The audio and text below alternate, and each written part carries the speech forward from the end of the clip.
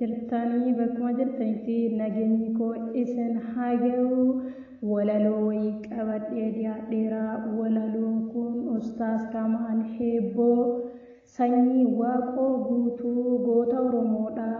Ustaaza keenya qaalii kaayoo abbaa isaa kan kaleessaa Waaqoo guutuu Alii Cirrii Huseen Bunee Leenjisoo Diigaa Ilimoo Qilxuu Taaddasaa Birruu Laggasaa Wagii Abdiisaa Aagaa Maamuu Muzammar kaayoo isaanii galmaan gahuudhaaf kaayoo jaarraa abbaa gadaa galmaan gahuudhaaf leenci gara jaalmarootti dabalamee walaloo wayii qabadhees dhiyaadheera. Walaloo kana hanga dhumaatti akka dhageeffattanii jaalalaaf kabajaadhaan isin gaafadha.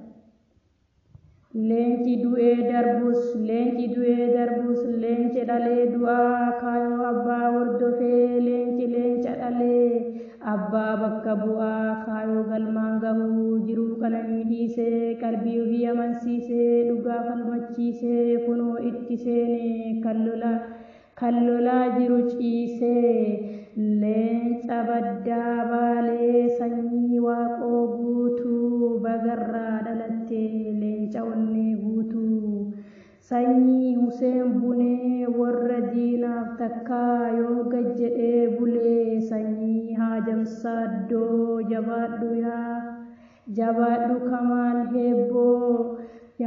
Kamaal Heebboo sanyii Leenjisoo Diigaa rakkoo saba isaa eentu dhagahee callisaa dhiigaaf dhiiga.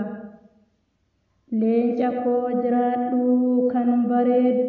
kan bareedduun akkuma Ustaaz Raayyaan kennamee bareedaan Rabbisii gammachiisee leenca Oromoorraa argamee sanyii Ilimoo Qilxuu dhukaastuu jalqabaa onnee dhiiraa guutuu jabaadhu jajjabaa. Ilmoon dhiiraa jechuun tan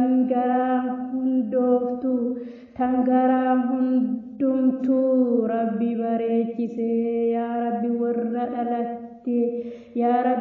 dhalatee seenaa malee du'uu takka nun godhinii warra seenaa galmeessee addunyaarraa godaanuu ilmi gootaa kaayoo abbaa isaa yoomillee wallaaluu.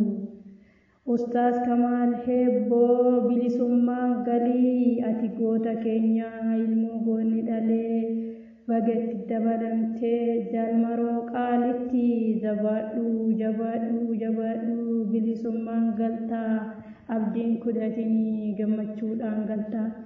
Hadooddii saba isaa dhagahuuf hin teenne jabaadhu yaa leenca koo rakkoo saba isaa ka garaan hin dandeenye bilisummaan galtaa yoo Rabbi irraa taate.